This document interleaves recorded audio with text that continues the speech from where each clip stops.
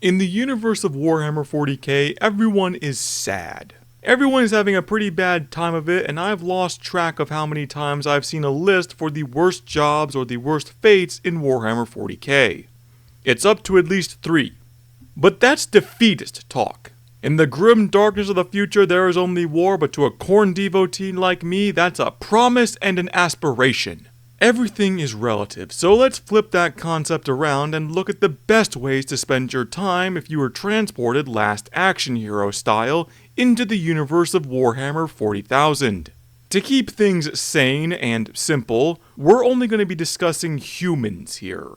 Because being a pain engine for the Drukhari may be one of the worst fates out there, but the Drukhari homunculus who put the thing together is having a grand old time. So you see how things could get a little tangled up, and that's why we're sticking strictly to the Imperium. Which means no escaping to a better life out the back door by joining up with a super cool alien species that accepts all comers and is also pretty hot. That's right, no joining the orcs. You can't join the orcs. Even though I know you want to join the orcs because they're orcs, guess what? Can't join the orcs. Alright, heading down the list in no particular order, let me get the obvious one out of the way first. Just being a member of the Imperial Knights. For one, you are part of the planet's nobility with all the wine, parties, and getting your completely safe for work entertainment, along with all the other assorted bells and whistles. For two, yeah, you get your own giant goddamn robot, which starts at Titanfall sizes and only gets more gargantuan from there. If that doesn't excite you at least a little bit, I would advise you to head for the nearest emergency room because you might be clinically dead. My mom could understand the appeal of one of these guys. And yes, my mother does watch these videos. Hi Mom, thank you for your support. I wish you didn't hear me say some of the things I said around here, but hi-ho, this is the life I'm making for myself. Though being an Imperial Knight is not without its drawbacks. If Pacific Rim taught us anything, it's that Asian women are hot. It's that interfacing with a mech the size of a building with more destructive potential than the entire Vietnam War can be a bit of a strain on the cerebellum. And not everyone comes out of it in one piece. Some more temperamental knight suits get nicknamed greenhouses because of their high output of vegetables. Also, there's the fact that every other Imperium faction hates the knights. It's never directly established, but I can read between the lines. A knight comes in, effortlessly wins the battle almost single-handedly, then afterwards insists that everyone call them by their full title. Knight pilots are the polar opposite of humble. You would be too with a giant mech. And I can guarantee everyone from the Astartes to the Guardsmen to the Mechanicus are making a certain gesture behind their back. Speaking of which, you look at any worst job in the Imperium and servitors are a shoo-in. Those goofy little cyborg lobotomites are the Michael Jordan of nightmarish fates. But flip it around, what about the guys who make the nightmares? I'd have to say that tech priests have it pretty well made in the 41st millennium. They're one of the few groups to be almost immune from the Inquisition. Yeah, I'm worshipping a different god than the Emperor, / calling the Emperor by a different name. What are you gonna do? I'm the only one who knows how to make the Titans work. Then you dance. Also, the benefits of being a cyborg octopus are pretty self-explanatory. Never more than one trip carrying groceries from the car to the house ever again.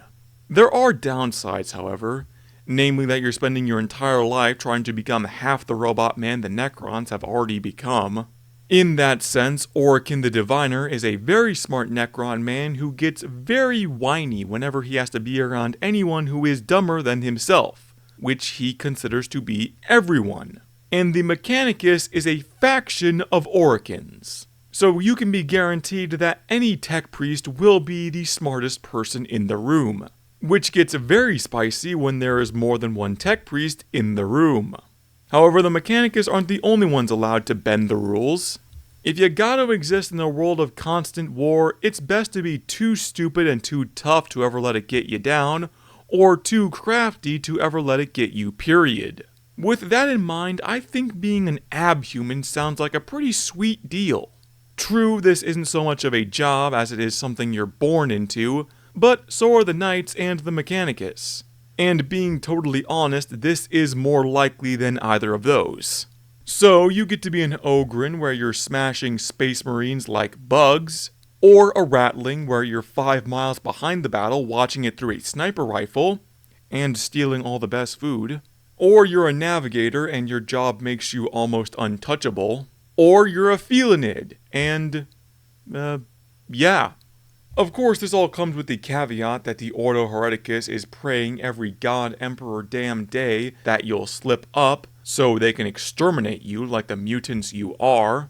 But they haven't been too successful so far, and there really is a double standard for the Inquisition. The only mutants they're concerned about are the ugly, angry, and useless. Whereas you're useful, lovable, and ugly in an understandably human way. So shine on, you DNA divergent diamond. But what if your DNA was divergent in a better way? What if you were the best? And I mean the best at everything from warfare to discipline to presumably lovemaking. Because if it has a non-zero chance of playing a role in protecting the Emperor, you're gonna be the best at it. Yes, it's the Custodes. A lot like the Knights, this was an easy pick. Except no mech for you. Instead, you get the best gear, the best genes, and enough gold to satisfy an Austin Powers villain. And now you have women as part of your lineup to boot. Which is fantastic because I don't really care for monogendered armies, but that's a rant for another time if enough people care. The worst part of your life is that it can be exceptionally boring. You live for 1,000 years, and a good 90% of that is going to be in one big room, staring at the opposite wall, pretending to be a statue. But in a universe known for having more graphic ways to die than an OSHA instructional video, that's not so bad. And you won't be taking part in anything exceptionally horrible either.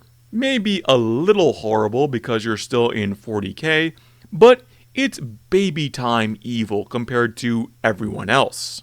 However, if you really want to go traveling around beyond Terra, there are options for that too. What if Warhammer 40K was less Warhammer? I'm assuming that's part of the conversation that took place when the guys were designing the rogue traders. Now, I don't dislike these guys, and their presence on this list is self-evident that they've got it made, but there's just something off about them. The guys get to do whatever they want, flying around space, openly hanging out with Xenos, throwing parties, and they're just so much cooler than everyone else. Feels like someone played Mass Effect, or more in line with 40K's lifespan, the Knights of the Old Republic, and said, "Can we have that in Warhammer 40K?" Now, this would be the cue for some or everyone to barge in and tell me that rogue traders have existed since 1st edition and no, really, it all makes sense, but you can relax, I still like them. They feel apart from the setting, like the way someone would want to live if they were actually transported into the universe of 40K, but they still have enough of a place and connection to the universe that I won't take issue. Hell, I wouldn't put them on the list if I took issue. I think I put it best in one of my 40K in 10 words or less videos. It's good to know that in the grim darkness of the future, there's still time for a space opera. I don't know how to transition from that to the next one, so I'll just start. Space Marines are not one of the better jobs in 40K. Besides the numerous painful and invasive surgeries that give them more resilience and a longer lifespan, few Astartes ever get to live out those extended lives. A guardsman may only have an average of 15 hours to live, but the extensive training and augments of an Astartes will get them up to about 20. Plus, there's the fact that they have to abstain from almost all the pleasures of life, including the genetically mandated celibacy. But what if I told you there was a better way? Where you weren't quite as cool as the Astartes, but you did get to hang out with them and be their friend. All you have to do is become a chapter serf. The title is pretty self-explanatory. These are the guys who do all the background work for the Astartes. They maintain the guns, assist the librarians, cook the food. Those guys are actually really popular for self-evident reasons. You get the idea. They are the support unit for the frontline fighters, while also being military trained so they can help the Space Marines defend their property if it ever comes to that. They're basically guardsmen, except not obligated to die en masse and get to hang out with the Space Marines. Like I said, they're cool.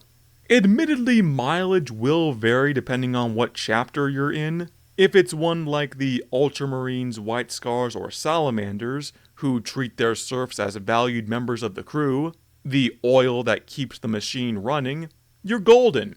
If you're with the Imperial Fists or Iron Hands, who regard their serfs with no more value than the wallpaper, less good. And if you're in with guys like the Marines Malevolent, you might as well just join fucking chaos. It will be equally as awful, but at least the World Eaters are upfront about being complete psychopaths. However, those of you paying attention will notice that I listed more friendly chapters than not friendly, so the odds are in your favor. That just leaves one more on the list. You could be the inhabitant of a pleasure world.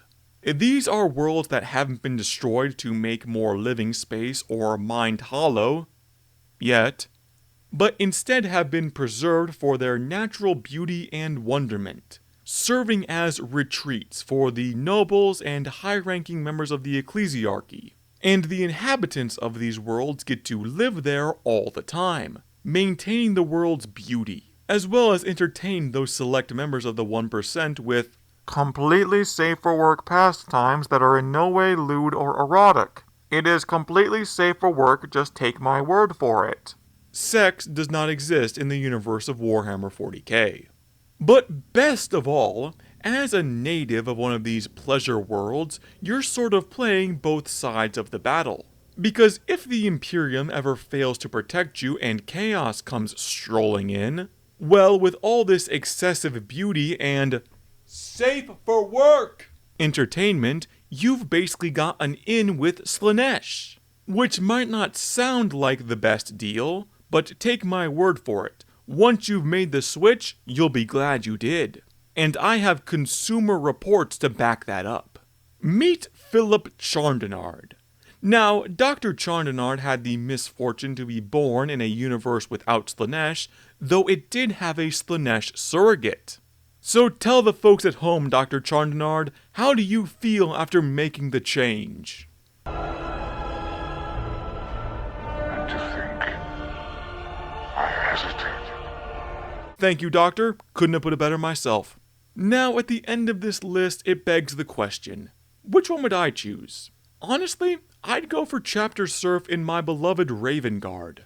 They do tend to be one of the far nicer chapters with tactical witch doctor styles, and since my other beloved World Eaters disdain anyone who doesn't pick up a chain axe and join in the fun, which I would be willing to do, only after I've lost my mind. So either that, I do own Imperial Knights and love them, so could be persuaded in that direction, or Abhuman, because I think they're cool. I'm constantly threatening myself to revamp my guard army with a full Abhuman assault force, plus tanks. I could go for any of them, though I would prefer Ogryn. Which leads me to my final point. Where are the female Ogryns, huh? By biological definition, they must exist, but where are they? Female ratlings too, but first things first. I need to know where they're hiding them, and better still, how they're hiding them. What do you think, Manuel?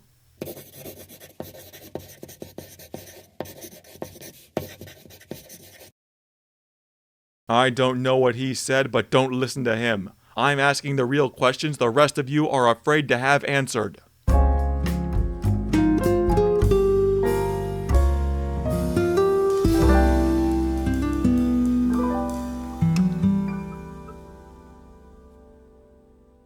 So you get to be an Ogryn where you're smashing smith. Oh, you're smashing smith, no. So you get to be an Ogryn where you're smashing smith again with a smith, always with the smith.